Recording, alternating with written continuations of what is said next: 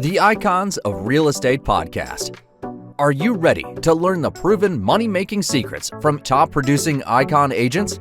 Ready to skyrocket your business? This podcast is for you. Tune in every week with your host, Tomasz Fonseca, and find out how to implement proven strategies to 10 times your business, from $3 million to $30 million in just 12 months. Brought to you by the Masters in Real Estate Marketing, Arter SEO. Welcome to another episode of the Icons of Real Estate podcast, where we spotlight top professionals in the industry. I'm your host, Karen Roberts, and today I'm thrilled to introduce Joel Miller. Now, his inspiring journey began when a set of townhouses on his newspaper route in junior high piqued his curiosity about rental property investments. With a BA in accounting, Joel balanced careers in accounting, pioneering the professional DJ business too, and diving into real estate investment. So over the years, he's flipped over 100 homes, he's grown a robust rental portfolio and become a hard money lender dedicated to supporting newer investors. So as a leader in the landlord community, Joel has taught countless aspiring property owners through his Landlord 101 class and created a lot of educational courses on house flipping and lending. And now he's the author of Build Real Estate Wealth, Enjoy the Journey of Rental Property Investment, where he shares decades of experience to guide readers toward success in real estate. So welcome to the show, Joel. Well, thank you very much, Karen. It's my pleasure to be here. Looking forward to it. So well, let's go back, right? Can you share with the listeners a little bit, well, what was it about those 16 townhouses, was it, on your newspaper route that first sparked your interest in real estate? Well, you have to understand, pardon me, I lived in a middle class subdivision where everybody lived in a single family home, and it had been built up and pretty much completed with a house on all the lots, but there were a few lots at the edge of the subdivision that sat there vacant for a while. And finally, an investor, built four-unit townhouses on these lots. And I'm thinking, okay, this is different. We all live with our parents in a single family home, and these people are going to come there and pay money to just stay there. And, all I can say is that I have this distinctive recollection in junior high of being in my bedroom and like doing the math on what that looked like, and I said, that's a great investment. I want to do that. And so I kept that in the back of my mind. Obviously I was too young to invest at the time, but I later, the other thing that happened in my neighborhood is a guy built a pirate radio station and I got to hang out at the station. So I kind of in junior high got the bug to be a disc jockey and to be a landlord. So I went to school for accounting. Who wouldn't do that? What a mix. That's sort of a curious combo. So, well, did that experience as being a DJ and I suppose being an accountant, how did that shape your approach to building a successful real estate career? Well, you can use accounting in any industry you decide to go into. I mean, I thought my path was going to be, hey, I want to be a disc jockey on the radio, and I want to be in management, and then I want to maybe own a radio station, and with my extra money, I want to invest in real estate. Well, right as I was getting out of college, it would be, my senior year, I was my part-time job on the radio went full-time, and so now I'm no longer the weekend guy. And I could be the one to go out and do these dances that the kids were calling the radio station to get the DJs to do. And so I now, had this exposure to something that was different from being on the air. And I'm still disc jockey, and it changed my life. I made $75 on the first night that I did that. And so I only stayed in radio about a year after that. And then I pioneered the mobile DJ business in this part of the country. I did that for 35 years and retired from that about 14 years ago. And I did 5,051 appearances in that time period. But as soon as I could then, I bought a rental property. 47 years ago this month. Bought Wow. my first rental property. And simultaneously that month, got a job. I don't know even how I got this job. There was an ad in the newspaper, got a job for the resident manager at a 96 unit luxury apartment complex. And My they goodness. hired me. So in the same month as I bought my first rental. So I went from 0 to 99 units all in 1 month My goodness. And I that I was bet you'd done managing. the math. I bet you'd done the math Yeah, on the yeah. 90 units, right? And thought, So, of oh, course, the this is units where I can belong, go. 96 of the units belong to an investment company, but it was invaluable experience, you know. Yeah. Well, you were doing the math on that and thinking, well, what if I could have actually Right. 90 units? And What would that so do for me? I simultaneously developed the mobile DJ business and the rental property business. They worked together for many years. The DJ commitments were primarily in the evenings and on the weekends, and that left me during the day, during the week to do rental property investments. And that is a lot of the premise of my book, is that Right. it's written for people who thought that real estate may not be for them because they don't have Hmm. the time or they don't have the knowledge. And uh, the book is about how you can add rental real estate to your already busy life and do so for the purpose of increase your income along the way and also bolstering your retirement. Because a lot of people, let's face it, they may actually be involved in some sort of a career that they love and they don't want to leave, or they have some sort of a passion that takes up a lot of their time. Of course, a lot of those situations do not necessarily provide a lot of income, nor do they necessarily provide a good retirement. And so Hmm. uh, the book is about adding rental property to whatever else you have going to augment your income or your retirement. But it also gives you the tools if your objective is to leave your W-2 job as soon as possible and Mm. do nothing but real estate full time. Because Karen, I wrote this book from my experience and in my involvement teaching landlord 101 with our uh, professional organization that we have for landlords in this part of the state. And it turned out to be what I call the go-to resource for changing your life with rental properties. The people that have already read it have told me, he said, look, this is not the kind of book that you read and say, that was great, and put it on your shelf. This is a book that you read and you leave on your desk because Mm. it's a reference book. It's a how-to that takes you all the way from the mindset that you have to get started in investing in real estate, and then all the way through the how-to part of it. Form even as early as forming an entity before you invest, and then all the steps along the way for acquiring property and preparing it for tenants, acquiring tenants and managing your property, managing your tenants. And then it goes into all the backstory stuff that you need to know about the taxation and the preparation of tax returns and what you have to do to have a successfully operating office, Mm. and moves beyond that into um, uh, best practices, which can apply. The things in the book could apply to other types of businesses other than just rental property. But it's all about here's what you do to avoid calamity in your life. You know, Hmm. we're talking about, this may sound silly, but we're talking about a recommendation of stuff to keep in fire safe, Mm. because any one of those things, if you lost them, would be a lot of calamity in your life. Not just in your rental Mm. property, but maybe in your life. It delves into responsibilities in the community that you may have if you're making some money. You got to give back.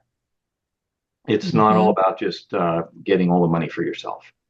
And Well, uh, well, contains it a lot of sounds a lot. a lot to think about, Yeah, and this is why this kind of stuff is not taught in school, right?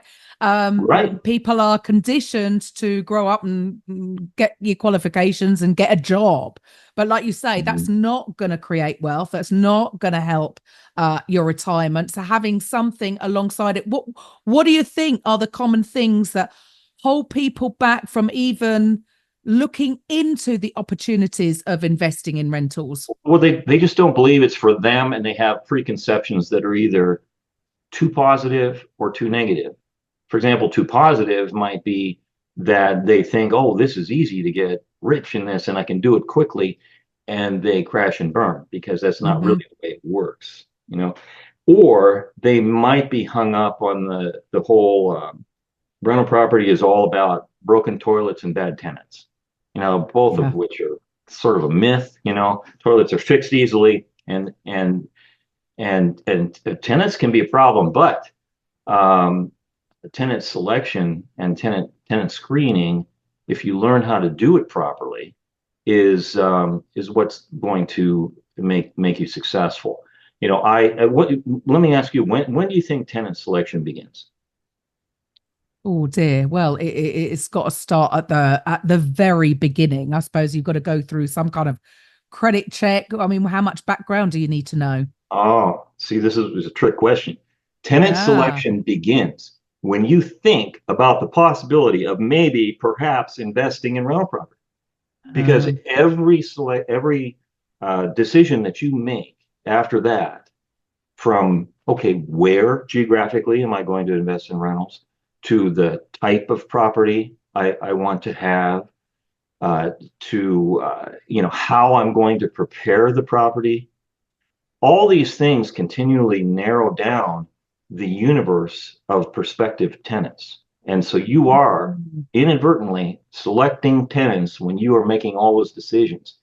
And then eventually you interface with the tenant after you do advertising. Even your advertising helps you narrow down your tenant selection, mhm, because hopefully your advertising is getting the right people to call you, or mhm. contact you, however you are wanting them to do it through, an online contact or a phone call or whatever. And then the tenant screening begins, which is more what you were referring to, which is when you finally have some interface with the tenants or with Mhm. the prospective tenants, the applicants, and so on. And then you are starting to ask them questions that are,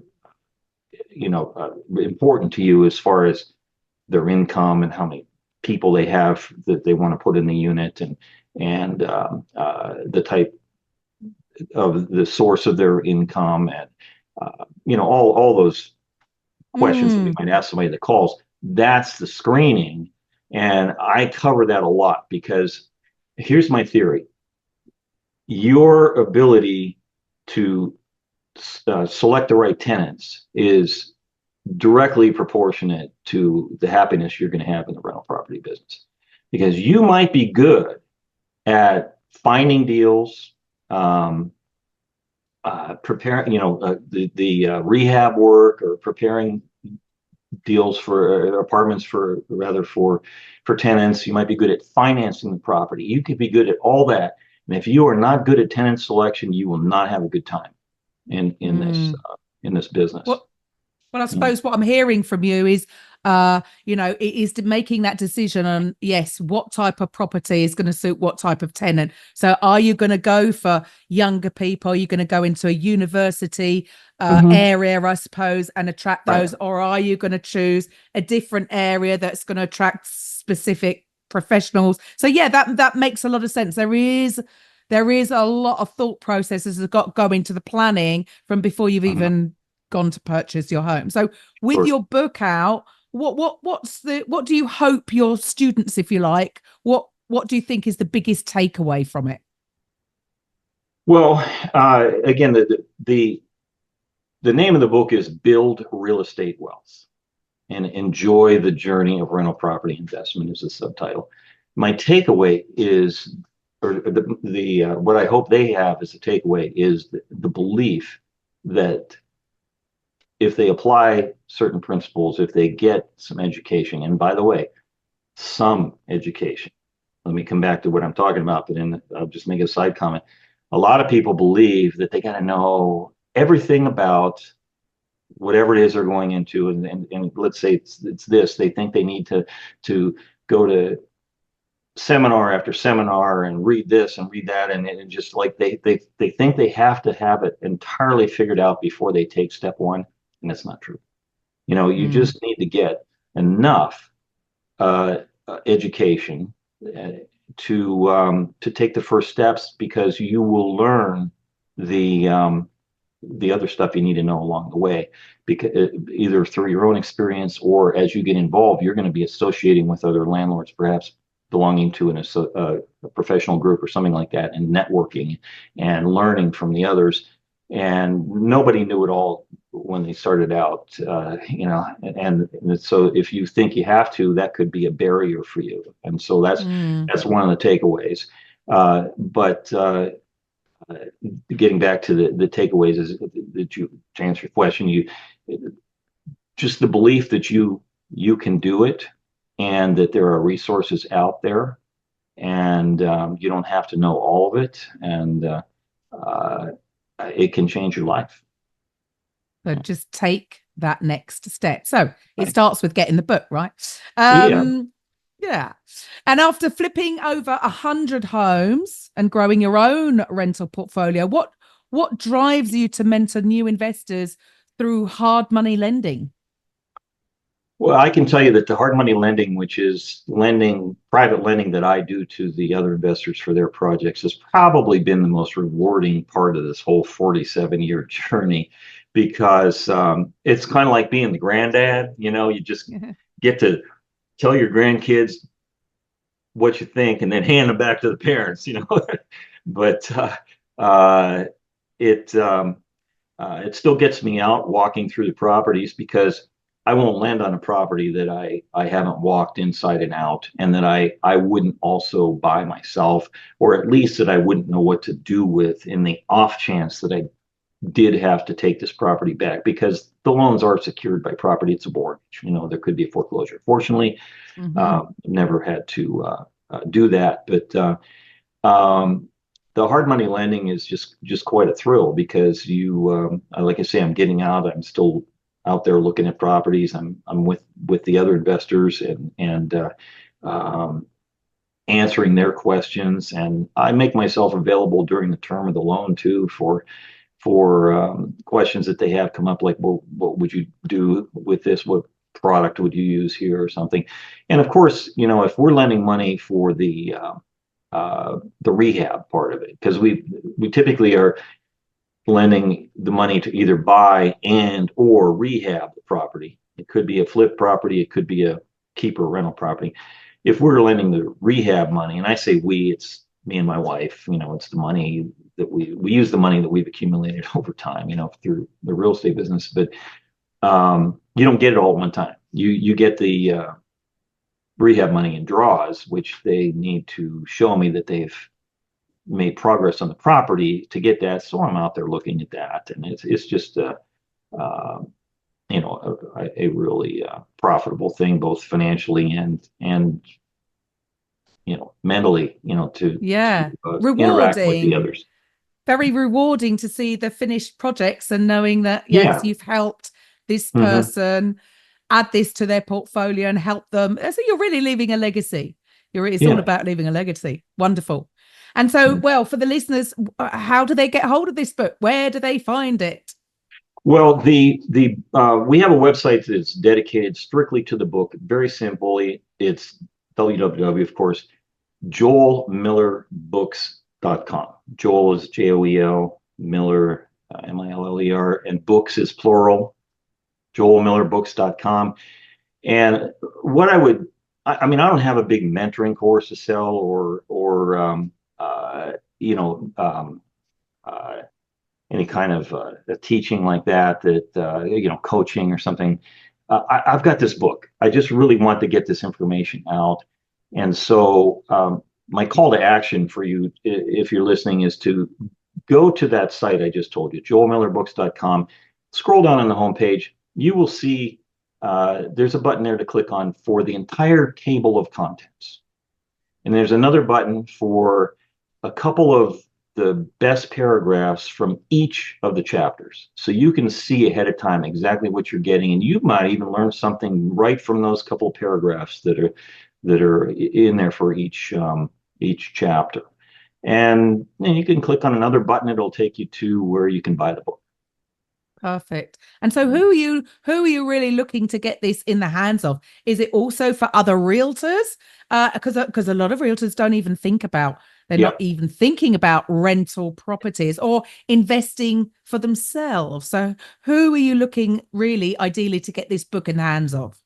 Well, first of all, you mentioned realtors. So of course, this would be a tool that you could use to expand your knowledge of who your clientele could be. Maybe right now you're shying away from trying to have investors as your clients because you don't understand rental property, and you don't know even what a good property would be if you found it in the listings, and it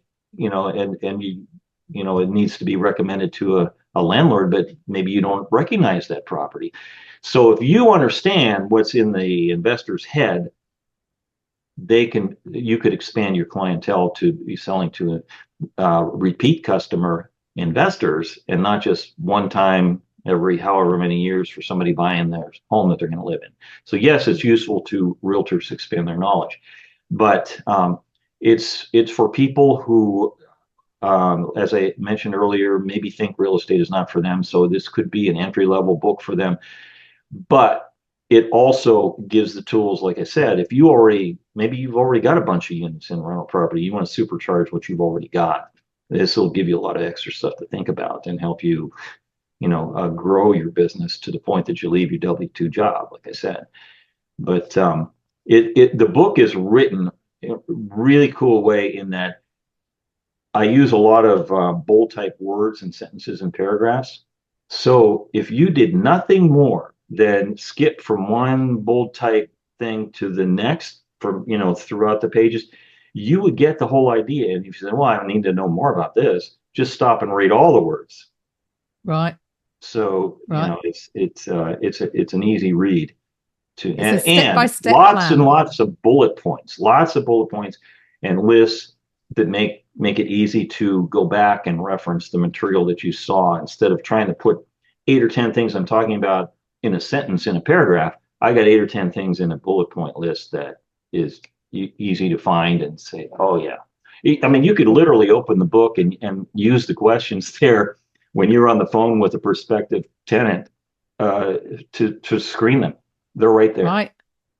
Perfect. And our last question then, Joel, because here at Icons, we're not just the podcast. We are passionate about making podcasting accessible to anybody that's involved in the business of real estate, because it's all about getting your message out there. So I know you've got a book. So if you were to have your own podcast, Joel, what do you think you'd call it?